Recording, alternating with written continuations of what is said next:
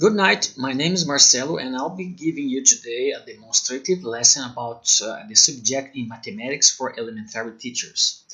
Today we're going to be discussing about the system we call base 10 system. It's a numeric system and I'm going to give you now the few important representation that this system gives us. It is a remarkable and powerful and efficient system for writing numbers and it is a major achievement in human history. So another advantage is it does express arbitrarily large and small numbers and also everything in between them. So we also can compare those numbers and assess the ballpark size of a number. It also the base 10 system. It is a compact system. It means that we can write in a small space a large number using a small space. We're going to address this in the lesson later on. So we will examine and with care those inner workings of the base 10 system that children must grasp before they start making sense of the numbers so they can work with numbers. All this we're going to be talking about is according with the Common Core State Standard for Mathematics. Okay, let's start asking this question. What are numbers and why do we have them? So we use the numbers to tell the story of how many or how much. So we use to communicate with a specific and detailed information about quantity of things, quantity of stuff. Although there are many different kinds of numbers, negative numbers, fractional numbers, the most basic ones, it is 1, 2, 3, 4. So start for teaching young children, we have to start with the basics. And this is we're going to be talking today about in this lesson. We're going to be using those most basic numbers. But let's start to think about it, how it is different to view the counting numbers as a list or as a describing size set. These are the two distinctive things. So maybe for us it's very normal to consider as a list and as a describing the set. But for children they did not grasp that yet. So let's see how they actually see this. So errors that very young children commonly make when they are first learning to say the list of counting numbers. So here are the example of two children counting objects. So let's say the first children count like this: 1, 2, 3, 4, 5, 8, 9, 4, 5, 2, 6. So the second children would say a similar error, even though they're counting a different, using the different names of the numbers, like 1, 2, 3, 1, 2, 3. So they are seeing numbers as a list, not as a quantity. So this is why they are committing those errors. So if I ask you to identify the nature of errors, so what are the characteristics of the correct list of counting numbers? Of course, we can see the correct characteristic would be after 5 would be 6, because 6 is 1 unit more than 5. But as a list, they don't have this concept in mind. So children usually learn the list of counting numbers at around the same time they learn the alphabet. Compare and contrast the alphabet and the counting numbers. In particularly, why is the order of the list of counting numbers more important than the order of the letters of the alphabet? For example, let's see the first word here, children. So C and H. So they are a list because they are in order here. But it doesn't mean the H is 1 unit more than C. So when the children are learning the alphabet, they don't grasp the concept of quantity when they're learning the letters. But when they will be learning the numbers, they must grasp the concept of quantity, because 1 and then comes 2. 2 means 1 unit more than 1. Or if you can see, for example, number 3. If you go backwards like number 2, means that 2 is 1 less unit than number 3. But that doesn't happen with the letters. So, for example here, U, S, U. U doesn't mean that they have one more quantity than S doesn't mean that they have one more quantity than U.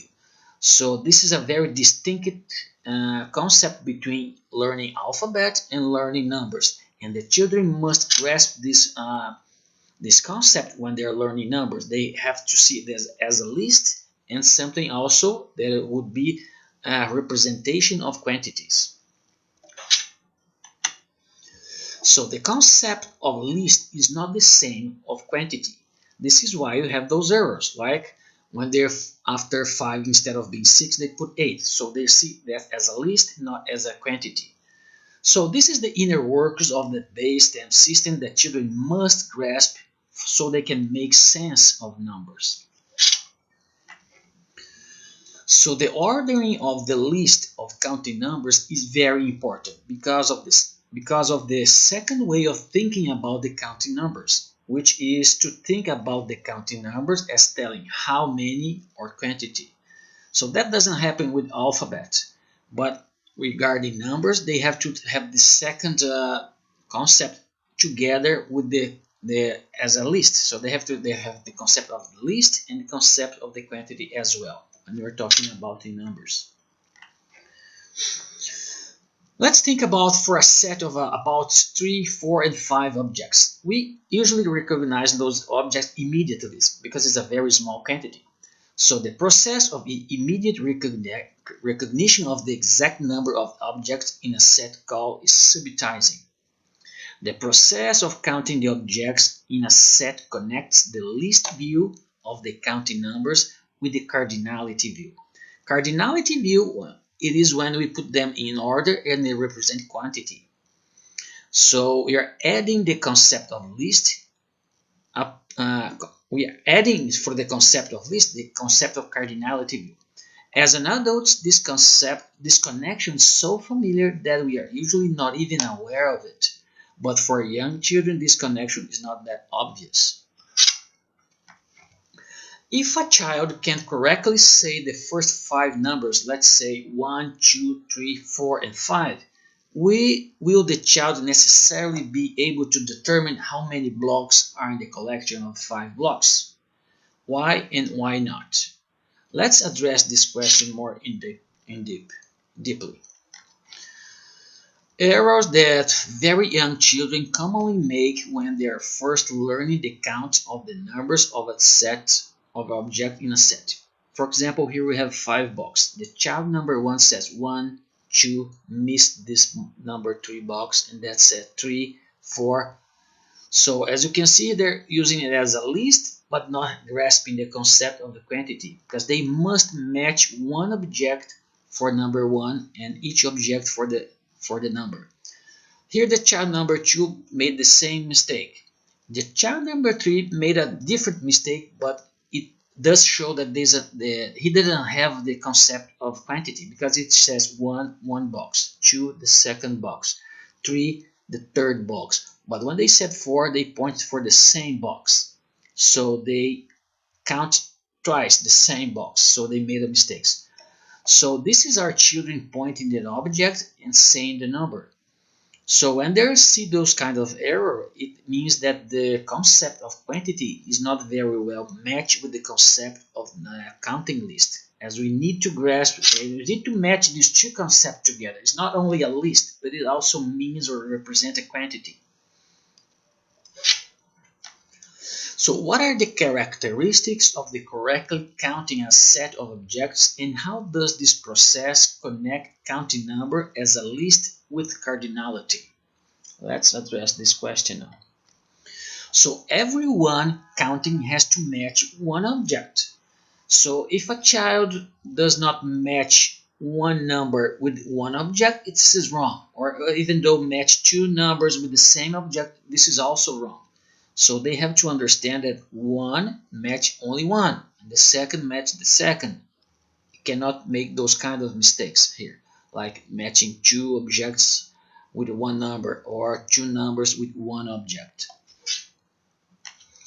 So let's compare the responses of the following 2 children to a teacher's request to determine how many blocks are there. So the first child says 1, first box, 2, second box, 3, third box, 4, fourth box, 5, the fifth box. So it seems correct, right? So the second child does the same thing. 1, first box, 2, the second, 3, third, fourth, and 5 box. So it seems they're the same, right? But the counting is the same, but let's see more this in depth. Now the teacher asks, how many blocks are there? So the first child says 1, 2, 3, 4, 5 and answer 5. The second says 5 altogether.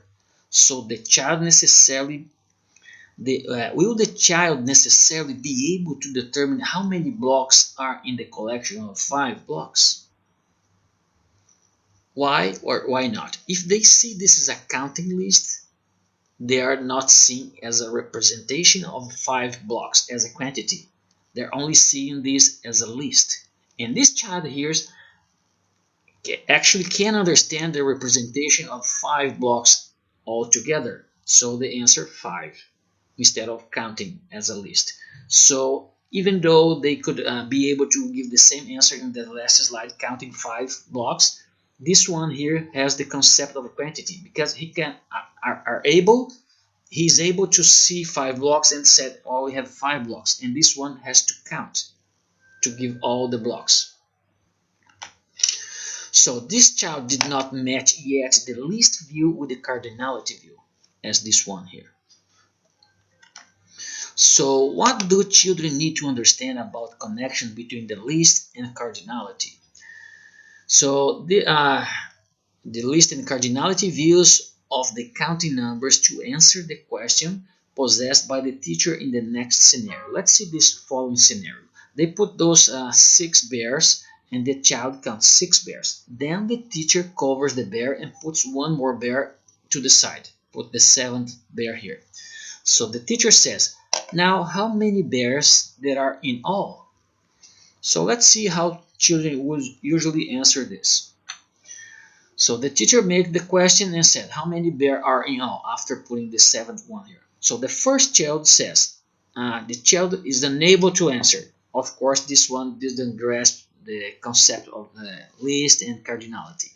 The second child says 1, 2, 3, 4, 5, 6 while pointing to the cover bears. Then pointed the new bear and says 7. And finally says there are 7 bears.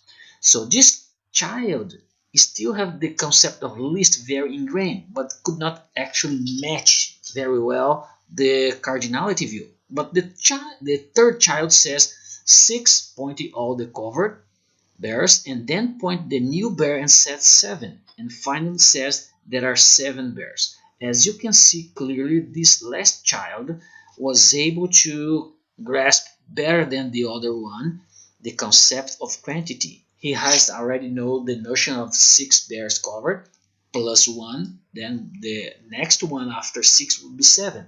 So he was able to see them in all here, adding 1. The other one has a more concept of a list because he has to count 1, 2, 3, 4. Remember those covered bears behind the covering sheet here. So the connection between the list and cardinality view of the counting numbers is especially important in understanding the numbers later in the list correspond with the large quantities.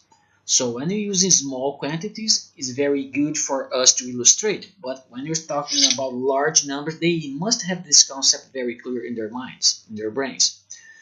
So this is a large quantities, and the number early in the list corresponds to smaller quantities. So the concept they need to know is, for example, let's think this x here represents a number 10. So the number before the 10 would be 10 less 1. So it's a smaller number. And the number after this one will be x, 10 plus 1 would be 11. So it would be a larger number. So they have to understand this concept like we saw in the example of bears. For example, they have a number here, 6 plus 1 would be 7, a large number. It's not only about a list, but it's about a quantity. So they need to make this connection very clear. Let's understand now how the base 10 system of representing numbers came about. Let's think about the shepherd using a tally system to count his sheep. So is the number of the sheep is the same? So this is how many sheep this shepherd have, and this is how many sheep this other one shepherd have.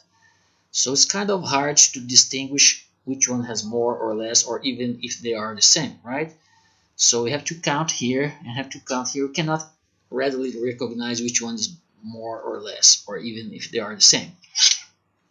But if they made a group tallies like this one, 5, like 4, and then mark here, it will be easier for us to determine which one has more or less. So 1, 2, 3, 4, 5. And here we have 1, 2, 3, 4, 5. So they're about the same. And the last few ones, here we have 4, and here you have 3. So here we have one less chip than this one, because they are grouped. So as people began to live in cities and large in trade, they needed to work with large numbers. But tally marks are cumbersome to write large quantities. So as you can see in the example here, people have to understand that they need to find out a better system, easier for them to grasp and to deal with large numbers. So the Roman symbol is kind of help them. So symbols are much better representation. Passing through Roman numerals, we arrive at the Arabic symbols. So Rome numbers is kind of helping them to address this, but it was not so much good as we see in the Arabic symbols, like the symbols we have now today. 1, 2, 3, 4, 5, 6, 7, 8, 9, and 0. These are all the symbols that we have in the 10-based system. Even using symbol is a problem when counting numbers is infinitely long. Creating more new symbol is a problem. So how can we count numbers in this infinitely long list be represented uniquely? So let's see this now. The base 10 system or decimal system is the ingenious system we use today to write and say counting numbers without resorting to create more and more new symbols. Let's see how we do this. The base 10 system requires using only 10 distinct symbols, and those symbols are 0, 1, 2, 3, 4, 5, 6, 7, and 9. The key innovation of the base 10 system is that rather than using new symbols to represent a large number, we use place value. Let's understand now the concept what is a place value. We kind of use the same symbol many times, but we're going to use the concept of place value to understand this. Place value means that the quantity that a digit or a number represents depend in a very specific way on the position of the digit in the number. Let me exemplify this. If I give you 247 toothpick, arrange your toothpicks so that you can visually see how many toothpicks you have.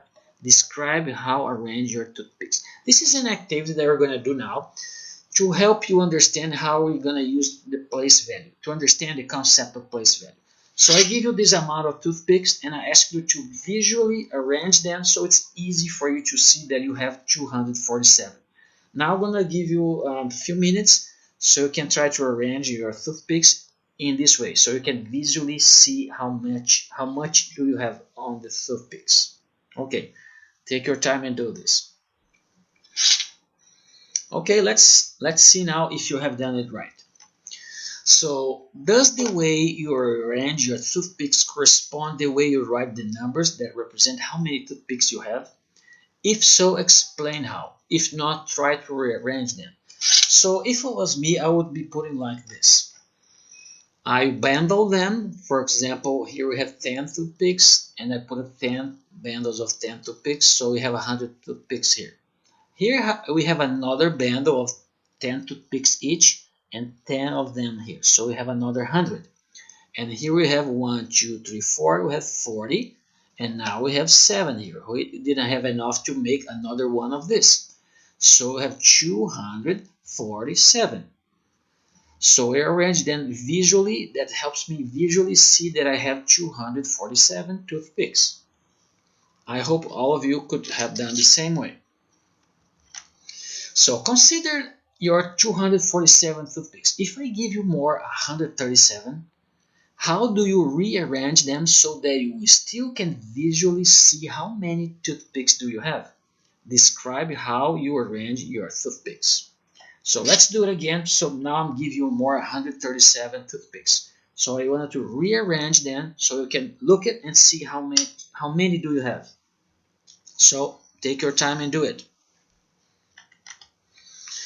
I hope that you have come up the same way here. So this is our 10 bundles of 10 toothpicks each. So we have 100 here, 100 here, and 100 here. So we have 300. And now here we have 1, 2, 3, 4, 5, 6, 7, 8. So we have 8 band of 10 toothpicks. So we have 380. 1, 2, 3, 4, 384. Now we can see it's easier to just look and see that we have 384 toothpicks. So if you give a child in the kindergarten a bunch of counting chips and ask the child to show what is the 2 in the 23 stands for, the child might say something like 2 for you, 2 counting chips. So you might be tempted to respond that 2 really stands for 20, not 2. It is true that the 2 does stand for 20, but is there a better way you can respond so as to draw attention to the base 10 system? So as you can see here, this is another concept that the child needs to grasp. This is a place value. So in this case here, 2 represents 20 and not 2 really, because it's in the place that it is, it represents 20. So instead of just saying the kid is wrong, you have to do in a way to help them to grasp this concept. So let's go there one more slide. So how can you bundle 137 toothpicks in a way that it can represent the base 10 system? It is almost the same way we did the last exercise, so we can visually see them. So let's do this. It means that, for example, here we have 137. So it means 1 here. It means in the place of the 100. This is why you call the place value, because the place represents something. So in this place here, after 2 zeros, so the third place, the number represents hundreds. And the second place here, the number represents tens. And this last place here, they represent unit. So if I give you 1 in the place of 100, it means 100. If I give you 3 in the place of tens, it means 30. If I give you the number 7 in the place of units, it means 7. So here we see the same quantity of toothpicks, but why it does not correspond the right numbers? As we can see here, it's very different than the way it's arranged in here. So for example, here we have 40 plus 40 plus 40, 120. Here's 5 plus 5 plus 5, 15. So plus 2 here, 17. So 17 plus 120. So it's very different. The place here is not well represented. So you cannot say if you put 1 here it means 100, because it's not the way the base 10 system works. So how did your classmate organize the toothpicks in the previous activity? This activity 1C. So if you made bundles of 10 toothpicks and then made 10 bundles of 10 toothpicks and so you actually group them in 10 and then you group the next group in more 10. So then you began to reinvent the place value of the base 10 system. Place value for the base 10 system works by creating large and large units by repeatedly bundling them in groups of 10. A young child might be able to count that there are 14 beads in a collection, but the child may not realize that the 14 actually stands for 1 10 and 4 ones. This is the base for the base 10 system and actually working with the place value. So as you can see here, 1 represents all those 10s, and this 4 here represents those 4 units, and together they make 14. So young children begin to learn about place value and the base 10 system when they First, learn to organize collections in between 10s and 19 small objects into one group of 10 and some ones. For example, let's say I'm giving them 19 beans. So when they in the first here they don't have enough to put a 10 together. So it's okay, just individually bits. So 0, 1, 2, 3 until 9. But as soon as they have a complete 10-fold, they make one 10-fold and then start make bundles of 10. So here I have one bundle of 10 and nothing more. Here I have one bundle of 10 and one unit more. So this goes until 19, right? They have one bundle of 10 plus 9 bits. If they have one more bit, they will be able to complete one more bundle. So they are putting in groups together. Another way people used to do is kind of a shortening the way or making it easier to draw. For example, those bundles of 10, they put it substitute by a line. So each line here represents 10, right? So we have two lines, 20, and then we have 7 bits, so 27. In this case here we have 1, 2, 3, 4 lines, we have 40 plus 6 bits, we have 46. Children extend their understanding of the base 10 system in two ways: viewing a group of 10 as a unit of its own right, and the second, understanding that the two digits numbers such as 37 stand for 3 tens and 7 ones, and it can be represented by a bundle of objects and simple drawing like those that I just explained here. So some teachers may use even cards like this one here, cards of 10 and 10, 10 and 7, and they put it together being 17. So this card represents 10 units and this one 7 units, and you put it together, you make 17. So sometimes you need to show the objects so they can make a correspondence with the symbol here in the cards. Continuing this way, 10,000s are grouped to make a new unit of 10,000, and so on. Thus, arbitrarily large base 10 units can be made by grouping 10 of the previously made units. So we have here unit 1. If you put it 10 together, you have then now a bundle of 10. So this is the second unit. And now if we put 10 of those second units together, we have a bundle of 100. This is the third unit, hundreds.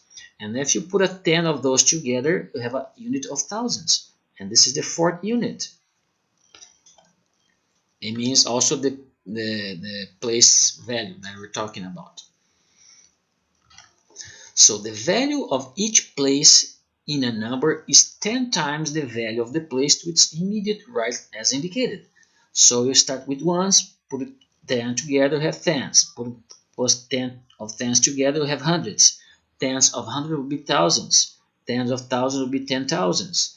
10 of 10,000 will be 100,000s. 10 times 100,000 would be a millions. 10 million, 100, and billions. This is go on forever. So we're always bundling in 10 times. So young children, before they learn to write the symbols for the counting numbers, they learn to say the word numbers. And now we're going to see a little problem when they're learning this in English.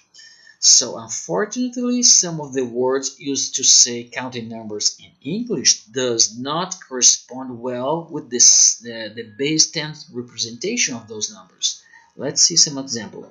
And this makes the early learning of numbers more difficult for children who speak English than for children who speak other languages.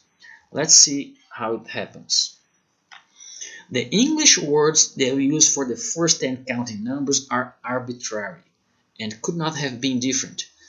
So the way we say the counting numbers from 11 to 19 in English does not correspond their base 10 system representation.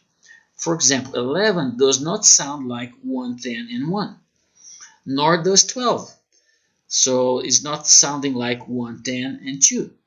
And to add more confusion, 13, 14, 19 sounds like the reverse of 1, 10, and 3, or 1, 10, and 4, or 1, 10, and 9, which is 13, 14, 19. So this first few numbers is kind of confusing, but after 20 it's becoming easier. For example, from 20 onward, most of the English words for counting numbers do correspond fairly well to their base 10 representations. For example, 20 sounds like 2 tens. 63 sounds like 6 tens and 3. 284 sounds like very much 280 tens and 4. So which it is for 284 represents. So it's much more likely the works well with the representations. But until 20 is kind of a little confusing. Note, however, that it's easy for children to confuse decade numbers with 10 numbers because their pronunciation is so similar. For example, 60 is very similar to 16, so it's a little bit confusing for them as well.